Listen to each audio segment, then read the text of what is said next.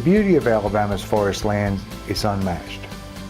Stretching across hundreds of thousands of acres, sweeping canopies of majestic trees symbolize so much for the state's minority landowners. A beacon of hope for families across the state, these lands represent a legacy grounded in stewardship and community sustainability. Land is, you can't build it. It's all that we have. It's a resource in which they make no more of. At some point in time, this is all that our family had, and at some point in time, this may be all that our family has. Brittany Lindsay and her father Ralph understand the significance of owning land passed down from generations. However, minority landowners in the Black Belt region have historically dealt with the complexity of issues that impede the improvement of their economic and natural resources, and are less familiar with the conservation practices and the conservation services offered through different programs. A groundbreaking program is addressing that need. If we do it right and have all the key players, we can put some legacy on the ground and impact a lot of lives. Working together, the USDA's Natural Resources Conservation Service has partnered with the U.S. Endowment for Forestry and Communities and the Alabama Forestry Commission to improve access to funding that assists minority forest landowners. However, the roots of this partnership rely on the local influence of community groups, LRLEAN and the Federation of Southern Cooperatives. These groups' ability to build awareness and trust in the federal process has been invaluable. We are boots on the ground, and we are relationship builders and facilitators, and that's the role that we play.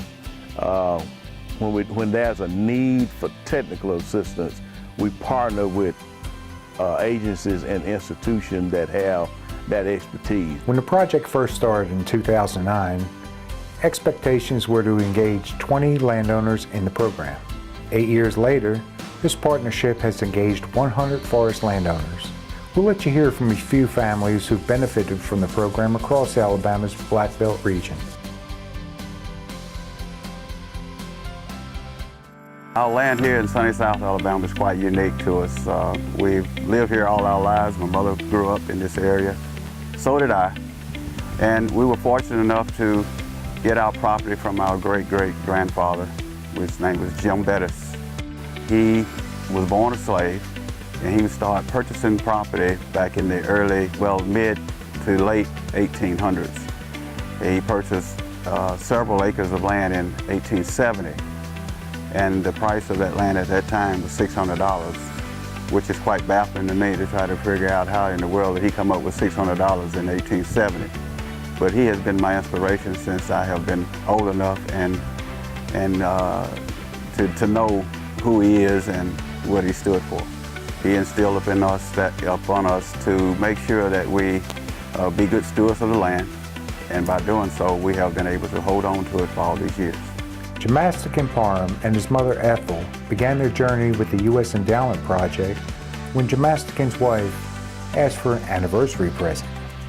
And she said, I would like to have a treasure for us. And then that's when the fire was lit for me to go out and seek all of the practices that need to be done. That's when Jamastican started working with the local NRCS staff to make his wife happy. 15 years later, she has gotten her requested treasure, forest. Well, it has been great for me because the people that I have been working with have always been so helpful. Alabama Forestry Commission helped me with the design of my fire breaks, fire lanes. LRLEAN helped me with getting my certification, treasure forest certification. And the Natural Resource Conservation were instrumental in me having all my forest practices done. His advice for other landowners who would be interested in a project of this scope: I would tell them to find that person in the family who has a real connection with the property. Look at what the legacy would be after it is all completed. Hello, I'm Geraldine Atmore, and I reside in Utah, Alabama, that is in Greene County, and I am presently the landowner of approximately 305 acres of land.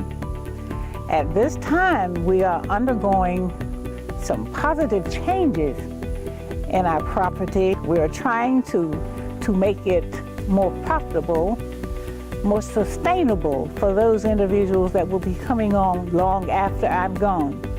I have children and grandchildren, and I've learned over the years, if you don't make it profitable for your children, they end up selling it. And we don't want black families to sell property, so we encourage all black families to make their property as profitable as they possibly can. And that's what we're trying to do here. As family matriarch, Geraldine Atmore has not only made it her mission to effectively manage her land, she's assigned herself advocate. She works throughout her community to inform and encourage other minority landowners to take care of their land.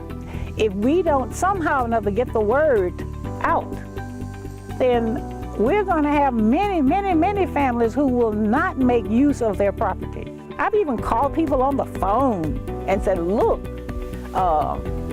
this is a program, go down, get signed up. Douglas Fulgham, a forester with the Alabama Forestry Commission, says by signing up, landowners can ensure they can continue to benefit from the land. Minority landowners would clear cut or harvest their property, but at the same time, they wouldn't take the money and utilize it to put their property, get their property back productive for them. And that was one of the things that they didn't know about as far as the natural resource conservation and the Alabama Forestry Commission, and being able to help present them with different opportunities for their land. In Atmore's case, federal funds have helped her manage her forest lands by keeping the understory healthy and stands properly thinned. I have not found a better program than a program that is going to provide and keep a legacy going, provide, finance, pride, all of these things within a family, and contribute to not only to this county, but the state of Alabama, and to the United States of America. So how could that not be valuable?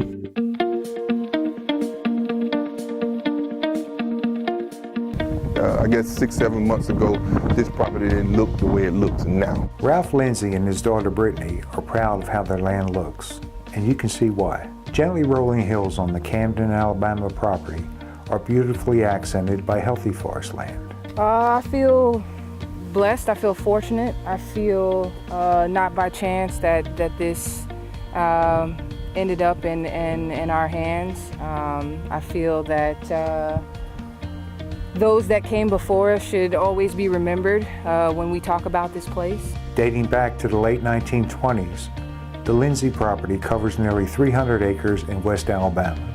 Up until a short time ago, the land sat dormant and untouched. That changed when they met Sustainable Forestry Manager with the Federation, Alex Harvey. Harvey talked to the Lindsays about the NRCS programs and funding opportunities to make their property the best it could be. He connected them with the right people. One of the things that we most often find is that in minority families, families tend to not hire professionally registered consulting foresters, which tends to lend to them only getting a fraction of what their timber sales are worth. And not only does that help a family's wealth and potential for wealth creation, but it also hurts the community overall, because what happens is the dollars that would be generated officially from that timber sale tend to not turn over as well and help local restaurants and local businesses and so forth. So this is a thing that is really important to this whole overall project for economic development that we're driving towards. And so I think that by meeting a gentleman such as Alex Harvey and meeting a gentleman such as Freddie Davis, who are connected to these programs, but also connected to their communities and the people in which they serve, right? That helps bridge the gap a little bit between agencies and people. By building trust, landowners like the Lindsays, who wouldn't normally entertain government involvement, have been able to make a dream for their property a reality.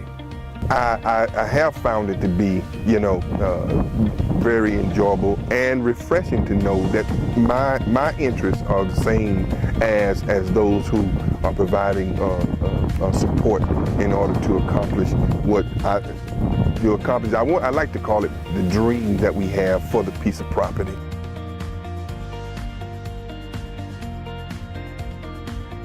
The process of arriving at a point of measurable success has been a lesson in persistence. Getting beyond boundaries of mistrust and suspicion has been the biggest challenge. What I found out, the landowners sometimes don't trust. I've been misled in the past, and those wounds deepen inside, and it's hard to get that out of their system. Encouraging minority landowners to visit local USDA field offices. The partners have worked to bridge landowners to resources available in their communities. By holding targeted outreach meetings and serving as on-site technical service providers, LRLEAN and the Federation have been the strongest links.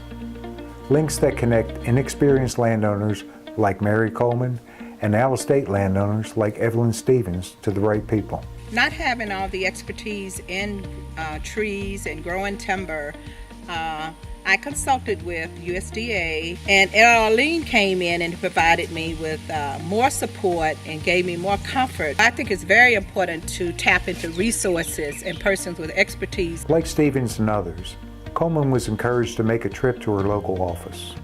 If it wasn't for them, I really don't know what I would be doing right now. I mean, I would have never replanted anything. There she applied for the NRCS Environmental Quality Incentives Program. Through EQIP, landowners like Coleman work with a registered forester to create a Conservation Activity Plan, or CAP. This plan allows landowners to set conservation and forestry goals that will help them manage their land for the immediate future and for several years down the road. Bain Moore with the Alabama Forestry Commission has worked with several landowners like Maddie Richards Hurd to create plans. So you're basically starting from a ground level going up. For the LRLEAN project and the U.S. Endowment, we've actually written management plans, which is basically a 10-year activity plan, or the USDA would call them a CAP plan, for them to take, and it gives them sort of a history of the property, of what the property is presently doing or what it looks like. And then we can take and give them about a 10-year activity schedule that you need to do this, on a 10-year schedule for your end result to happen. But now we also try to write it where it is adaptive or flexible. This help or this improvement on the property means so much to me. Through the conservation activity plans, landowners implement practices that include fire breaks, prescribed burns, tree thinning, and activities that address wildlife habitat and more. Jerry Lacey, Executive Director of LRLEAN, experienced this process years ago, and as a result, advocates for others to join the program.